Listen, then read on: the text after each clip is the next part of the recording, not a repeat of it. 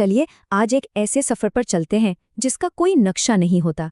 ये यात्रा बाहर की दुनिया की नहीं बल्कि हम सबके अपने दिल के अंदर की है, उस सबसे शांत, सबसे पवित्र जगह की। ये बातें मानो उस अंदर के मंदिर का दरवाज़ा खोलने की एक चाबी है, वही मंदिर जहाँ परम चेतना भगवान शिव रहते हैं। तो आइए साथ मिलकर इस दरवाजे से अंदर कदम रखते हैं। जरा कल्पना कीजिए कि हम सबका दिल एक सुंदर रहस्यमयी बगीचा है।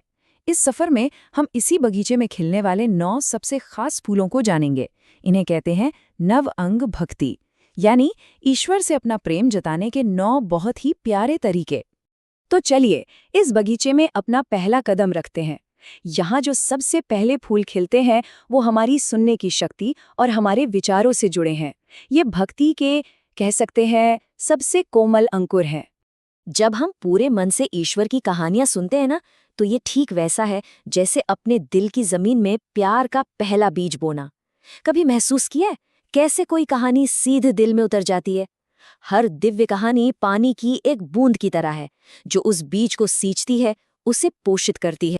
कीर्तन, ये हमारी सांसों और हमारी खुशी को सीधे ब्रह्मांड की ऊर्जा से जोड़ देता है। जब हम गाते हैं तो हर भजन एक पुल सा बन जाता है जो हमारी आत्मा को परमात्मा से मिला देता है। समझो, ये अपने दिल की खुशी को आवाज देना है। और स्मरण, ये परमात्मा को याद रखना एक बहुत ही प्यारा, बहुत ही शांत सा रिश्ता है।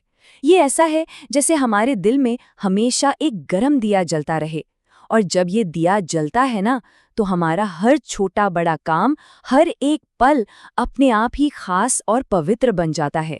चलिए अब बगीचे में जरा और अंदर चलते हैं। यहाँ प्यार सिर्फ सोच में नहीं बल्कि हमारे कामों में, हमारे कर्मों में खिलता है। ये वो फूल हैं जिन्हें हम अपने हाथों से खिलाते हैं, अपनी सेवा से सींचते हैं।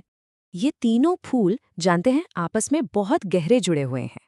सेवन यानी किसी जरूरतमंद की मदद करना, अर्चन मतलब एक सुंदर फूल को प्यार से चढ़ाना, और वंदन वो बड़ों के आगे सम्मान से सिर झुकाने जैसा है। ये सब भक्ति को हमारे रोज के जीवन में लाने के तरीके हैं। और अब हम पहुंच गए हैं उस बगीचे के दिल में, उसके बिल्कुल केंद्र में। यहाँ सबसे खुशबूदार और सबसे गहरे रंग के फूल खिलते हैं।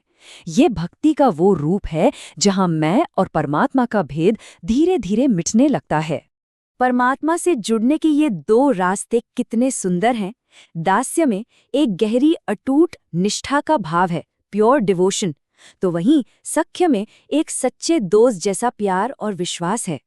कोई भी रास्ता चुने, दोनों ही उतने ही पवित्र और सुंदर हैं। और अब आता है वो आखिरी, सबसे गहरा और सबसे खूबसूरत पुष्प, जिसे कहते हैं आत्मसमर्पण। ये भक्ति का सबसे ऊंचा शिखर है। ठीक वैसे जैसे कोई नदी बहते बहते आखिर में जाकर समंदर में मिल जाती है और समंदर ही बन जाती है।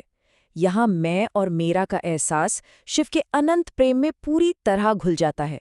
ये अहंकार का अंत है और प्रेम की परम शुरुआत। तो चलिए एक पल के लिए सोचते हैं, आज अपने दिल के इस सुंदर बगीचे में हम प्यार के कौन से फूल को सींचेंगे? कौन सा भाव है जो आज हमारे दिल में खिलने को तैयार है? बस यही प्रार्थना है कि शिव का प्रेम और उनकी रोशनी का आशीर्वाद हमेशा हम सब के साथ रहे। ये यात्रा कभी खत्म नहीं होती, ये तो हर सांस के साथ और गहरी होती जाती है। ओम नमः शिवाय।